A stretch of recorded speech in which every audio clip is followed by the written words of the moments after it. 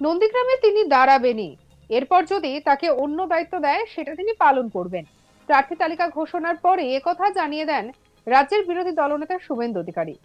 কিন্তু বারবার যে কোনো সাংবাদিক বৈঠক থেকে জনসভায় তিনি দাবি করেছিলেন ভবানীপুরে তৃণমূল নেত্রী মমতা ব্যানার্জির বিপরীতে দাঁড়িয়ে তাকে হারাবেন। সেই মতো বিজেপির প্রথম দফার প্রার্থী তালিকায় প্রকাশিত হওয়ার পর দেখা গেল নন্দীগ্রামের পাশাপাশি কলকাতার ভবানীপুরেও প্রার্থী করা হয়েছে শুভেন্দু অধিকারীকে। ভবানীপুর তৃণমূলের প্রার্থী রাজ্যের মুখ্যমন্ত্রী মমতা ব্যানার্জি। তাই এই কেন্দ্রে হাই ভোল্টেজ লড়াই হবে বলেই মনে করছে রাজনৈতিক মহল। শুভেন্দুর ভবানীপুরে প্রার্থী হওয়া নিয়ে মুখ খুলছেন রাজ্য বিজেপি সভাপতি শ্রমিক ভট্টাচার্য। তিনি জানান, শুভেন্দু অধিকারী নিজেই চেয়েছিলেন ভবানীপুরেও মুখ্যমন্ত্রীর বিপরীতে প্রার্থী হতে। বিজেপির সংসদীয় বোর্ড সব দিক বিবেচনা করে নন্দীগ্রামের পাশাপাশি ভবানীপুরেও শুভেন্দু অধিকারীকে প্রার্থী করেছেন। শ্রমিক ভট্টাচার্য জানান, নন্দীগ্রামে তৃণমূল কংগ্রেস হেরেই গিয়েছে, ভবানীপুরেও শুভেন্দু অধিকারী জিতবেন। কি বলছেন শ্রমিক ভট্টাচার্য, শুনবো। শুভেন্দু অধিকারী দলের কাছে আবেদন করেছিল যে আমি নন্দীগ্রামে জেতার পর গত 5 বছর যাবৎ আমার জয়কে লোডশেডিং এর জয় বলে তৃণমূল প্রচার করেছে। সেজন্য মুখ্যমন্ত্রী যেখানে দাঁড়াবেন আমি সেখানে দাঁড়াতে চাই। আমাদের সংসদীয় বোর্ড শুভেন্দু অধিকারীর আবেদন স্বীকার করেছেন এবং তাকে ভবানীপুর থেকে লড়ার ব্যবস্থা করে দিয়েছে। নন্দীগ্রামে তো তৃণমূল কংগ্রেস হেরে গেছে, হেভি ওয়েটিতে দাঁড়ানোর কথা ছিল। কত জল্পনা কল্পনা চলছিল গত 1 বছর ধরে। নন্দীগ্রাম ছেড়ে দিল আগে, এবং শুভেন্দু অধিকারী ওইখানে কনসেন্ট্রেট করবে। ভবানীপুরও শুভেন্দু ছিল। প্রসঙ্গত ভবানীপুর কেন্দ্র নিয়ে মমতা ব্যানার্জিকে সাংবাদিকের তরফে প্রশ্ন করা হলে তিনি বলেন, প্লিজ এটা নিয়ে প্রশ্ন করবেন না। অভিষেক লিস্ট পড়ে দিয়েছে, আমি দাঁড়াচ্ছি আমাদের পার্টির পক্ষ থেকে। আমার মানুষের প্রতি বিশ্বাস আছে। আমি 365 দিন কাজ করি, দুর্গাপুর থেকে শুরু করে কালী পুজোর দিন থেকে শুরু করে গুরুদ্বারা থেকে শুরু করে ঈদ থেকে শুরু করে আমি সবকটা দায়িত্ব 365 দিন ধরে পালন করি। আমার কাছে এটা একদিনের লড়াই নয়, 365 দিন মানুষের সঙ্গে থাকি। কাজেই এটা নিয়ে প্রশ্ন না করাই বেটার। কি বলেছেন মমতা ব্যানার্জি, শুনবো। বিজেপির একটা অংশ বার হয়েছে তালিকা, তো এমনি তো যা আছে ভবানীপুরে আপনার কেন্দ্রে প্লিজ এটা নিয়ে কোশ্চেন করবেন না। অভিষেক লিস্টে পড়ে দিয়েছে, আমি দাঁড়াচ্ছি আমাদের পার্টির পক্ষ থেকে। বলছি এটাতে কি কোনো বাড়তি কিছু? শুনুন, আমার মানুষের প্রতি বিশ্বাস আছে। আমি 365 দিন কাজ করি, দুর্গা পুজো থেকে শুরু করে কালী পুজো থেকে শুরু করে গুরুদ্বারা থেকে শুরু করে মানস্তম্ভ থেকে শুরু করে ঈদ থেকে শুরু করে আমি সব কটা দায়িত্ব এবং দায়বদ্ধতা সারা বছর 365 দিন ধরে পালন করি। আমার কাছে এটা একদিনের লড়াই নয়, 365 দিন মানুষের সাথে থাকি। কাজে এটা নিয়ে কোয়েশ্চেন না করাটাই বেটার। প্রসঙ্গত নন্দীগ্রামে দাঁড়িয়ে সাংবাদিকদের মুখোমুখি হয়ে শুভেন্দু সাফ জানিয়ে দেন, বিজেপিতে ব্যক্তির সিদ্ধান্তে কিছু হয় না, এখানে সমষ্টিগত সিদ্ধান্তে হয়। বিজেপিতে আমাকে লড়তে দিলেও ঠিক আছে, লড়তে না দিলেও ঠিক আছে। দল যদি আমাকে জিজ্ঞাসা করে তাহলে আমি নন্দীগ্রাম থেকে লড়বো। তারপর দল যদি অন্য কোনো কিছু বলে তাই হবে। নন্দীগ্রাম আমার আত্মিক সম্পত্তি। আমাকে যদি লড়তে হয় নন্দীগ্রামে রেখে আমি অন্য কিছু ভাবতে পারি, আমার অধিকার আছে, এটা আমি দলকে বলেছি। নন্দীগ্রাম নিয়ে কোনো দ্বিমত দ্বিচারিতা নেই।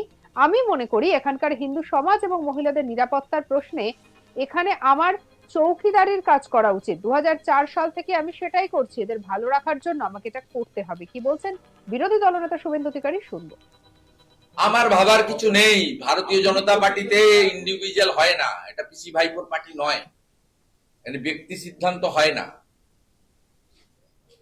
এখানে সমষ্টিগত সিদ্ধান্ত হয়। ভারতীয় জনতা পার্টি আমাকে না লড়ালেও ঠিক আছে, লড়তে দিলেও ঠিক আছে। আর আমাকে জিজ্ঞেস করলে আমি বলবো আমি নন্দীগ্রামেই লড়বো। তারপরে বিজেপি যদি বলে এটা করতে হবে ওটা করতে হবে, তাই হবে।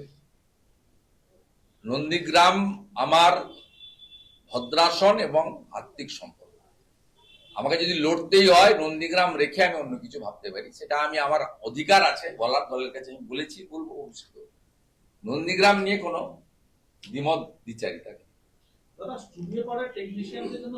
আমি মনে করি এখানকার হিন্দু সমাজ এবং মহিলাদের নিরাপত্তার প্রশ্নে আমার এখানে চৌকিদারির কাজ করা উচিত। সেটা আমি করছি, 2004 সাল থেকে করছি।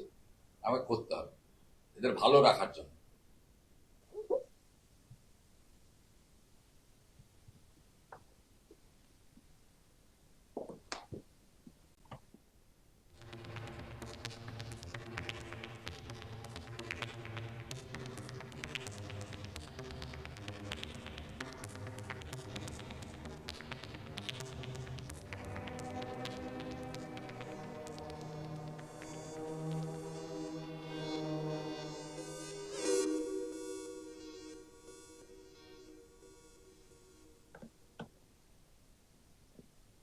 এছাড়াও রাজ্যের কেন্দ্রীয় বাহিনী প্রসঙ্গে তিনি বলেন, কেন্দ্রীয় বাহিনীর নিয়ন্ত্রণ কমিশনকে দিতে হবে।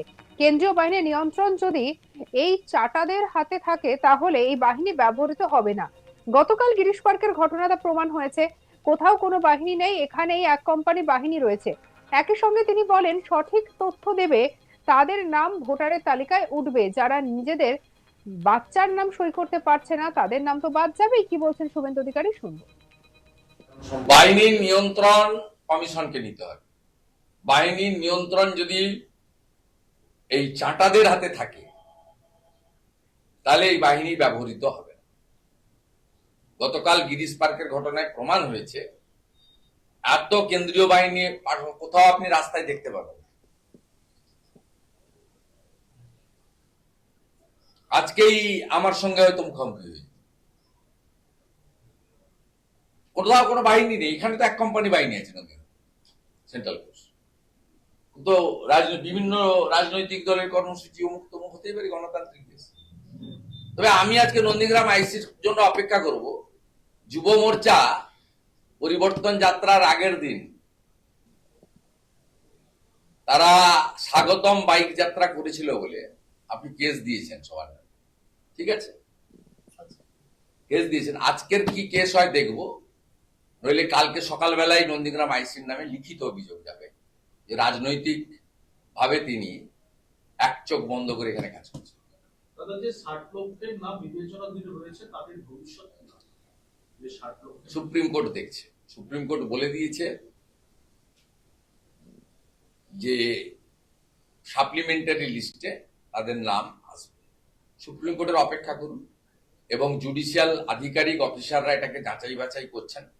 যারা প্রকৃত তথ্য দিচ্ছেন তাদের নাম উঠে যাবে, যারা প্রকৃত তথ্য দিতে পারবেন না, যারা নিজেদের বাচ্চার নামই মনে রাখতে পারছেন না, 3-4টে বউ, 18-19টা বাচ্চা, 1 নম্বর বাচ্চা কে, 7 নম্বর বাচ্চা কে, 11 নম্বর বাচ্চা কে, সে নামই বলতে পারছেন না, তার নাম উঠবে, তার নাম তো বাদ যাবেই। আর সবচেয়ে বড় কথা হচ্ছে ডিজিটাল ফুটপ্রিন্টের উপরে হচ্ছে।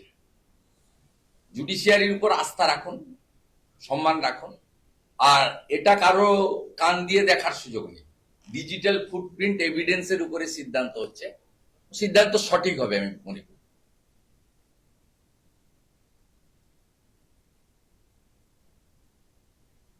সঙ্গে রাখুন আজ তাক বাংলাকে। অন্যান্য খবরের জন্য লাইক, কমেন্ট, শেয়ার, সাবস্ক্রাইব করতে ভুলবেন না।